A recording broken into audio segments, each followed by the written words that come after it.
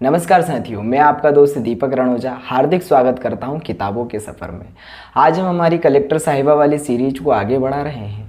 आज के वीडियो की शुरुआत होती है एंजल की यूपीएससी में सफलता के बाद। चैप्टर नंबर 11, नाम है यूपीएससी फोड़ दिया।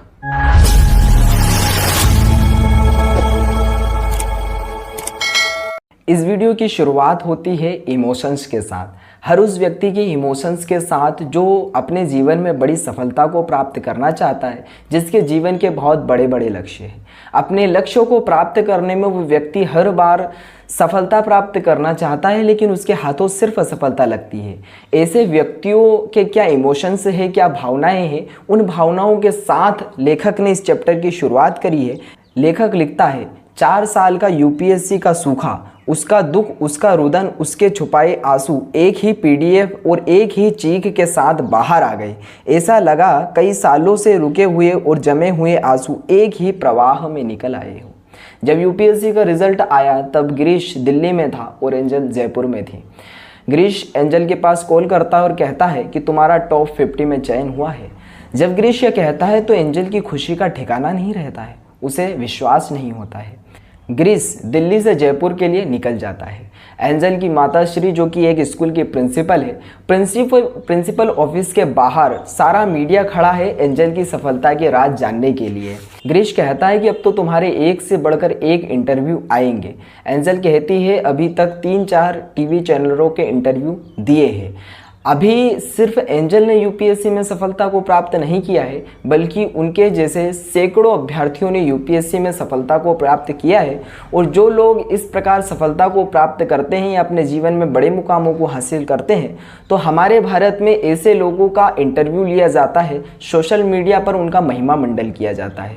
इस पर लेखक ने अपने विचार प्रकट किए हैं और 1-2 लाइन में नहीं, 4-6 लाइन में नहीं, एक पेज में नहीं, बल्कि पूरे 6 पेज में अपने विचारों को लेखक ने इस किताब में डाला है।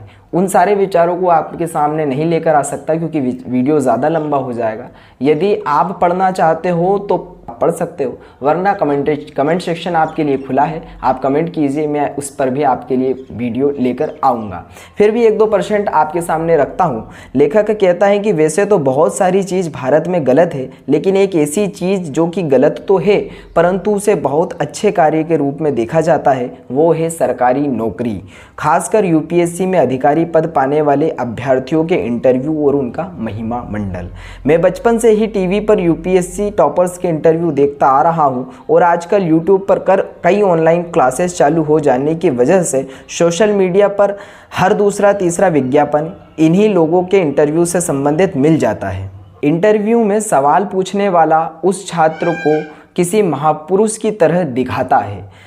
वो व्यक्ति यदि उसने यूपीएससी में सफलता को प्राप्त किया है तो वह नौकरी सिर्फ उसके लिए या उसके परिवार के लिए फ़ायदेमंद हो सकती है, लेकिन वह नौकरी पूरे समाज के लिए, पूरे देश के लिए फ़ायदेमंद साबित होगी, यह इतनी जल्दी नहीं बताया जा सकता। यदि उस व्यक्ति का इंटरव्यू लिया ही जाना चाहिए तो उसकी नौकरी पूरी कर लेने दीजिए, उसके बाद में इंटरव्यू लेना चाहिए, ना कि उससे पहले उसका महिमा मंडन किया जाना चाहिए। लेखक कहता है कि इस प्रकार के इंटरव्यू लिए जाने से पहले एक डिस्क्लेमर ज़रूर देना चाहिए। जिस प्रकार ऐसे पदार्थ जो हानिकारक होते हैं उनके पहले डिस्क्लेमर दिया जाता है, जैसे सिगरेट से पहले कहा जाता है कि धूम्रपान सेहत के लिए हानिकारक है, इस प्रकार ऐसे इंटरव्यू लिए जाने से पहले भी डिस्क्लेमर दिया जाना चाहिए। लेखक कहता है कि यदि कोई महापुरुष जैसे गूगल के CEO सुंदर पिचाई यूपीएससी की परीक्षा देकर IAS ऑफिसर बने तो ऐसे महापुरुषों का इंटरव्यू लिया जाना चाहिए। यह जायज़ है क्योंकि इतनी बड़ी नौकरी छोड़कर यदि कोई व्यक्ति IAS बनना चाह रहा है तो वो निश्चित रूप से समाज में सकारात्मक परिवर्तन को लेकर आएगा। इस प्रकार लेखक ने अपने विचारों को इस किताब में प्रकट किया है। यदि आप पढ़ना चाहो तो ज़रूर पढ़िएगा, बहुत अच्छे विचार लेखक ने इसमें लिखे हैं। यूपीएससी में सिलेक्शन के बाद एंजल का उनके गांव में स्वागत, सत्कार, सम्मान होता है। एंजल धन्यवाद व्यक्त करती है, उद्बोधन देती है और सफलता के सूत्र बताती है और असफलता के कारण बताती है। गिरीश लवगुरु से कहता है, मेरी बेस्ट फ्रेंड का यूपीएससी में सिलेक्शन हुआ है, भौकाल मारना तो बनता है। लव गुरु कहता है बेस्ट फ्रेंड या गर्लफ्रेंड, मैं तो कहता हूँ उनकी फैमिली से बात कर कर सेटल हो जाओ।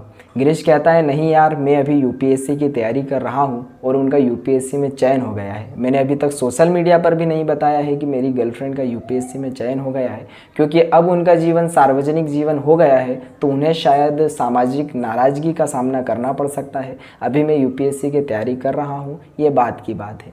लव गुरु अपने अनुभवों के आधार पर कहता है कि लड़कियों को इम्प्रेस तो कर ही लिया है, अब लड़की पहल करेगी। अगर तुम यह सोचकर बैठे हो तो यह आपकी सबसे बड़ी गलतफहमी हो सकती है।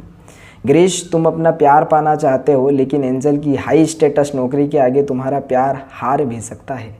गिरीश कहता है कि तुम्हें ऐसा क्यों लगता है सुमित भैया? लव गुरु कहता है ज़माना बदल गया है गिरीश, फैमिली बैकग्राउंड के साथ साथ आजकल फैमिली इनकम भी मैटर करती है। लव गुरु एक किस्सा सुनाते हुए गिरीश से कहता है कि भारतीय विदेश सेवा में अभी एक अधिकारी चयनित हुआ है जिसकी गर्लफ्रेंड ने उसे उस समय छोड़ दिया था जब उसका सबसे ज़्यादा ज़रूरत थी। उस लड़के का एक्सीडेंट हो गया था और वह विकलांग हो गया था।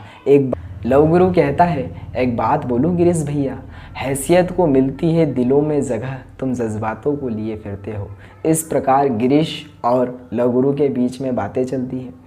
इस वीडियो को मैं यहीं स्टॉप करना चाहूँगा। अगले वीडियो की शुरुआत होगी मसूरी में एंजल की ट्रेनिंग के साथ। बने रहिए हमारी कलेक्टर साहिबा वाली सीरीज के साथ। कमेंट सेक्शन में बताइएगा वीडियो कैसा लगा, कमी यदि कुछ दिखी हो वह भी बताइएगा ताकि अगले वीडियो में सुधार कर सकूँ। चैनल को सब्सक्राइब, वीडियो को लाइक, कमेंट, शेयर सब कुछ कीजिएगा, मेरा सपोर्ट कीजिएगा। मिलता हूँ अगले वीडियो में, तब तक के लिए जय हिंद।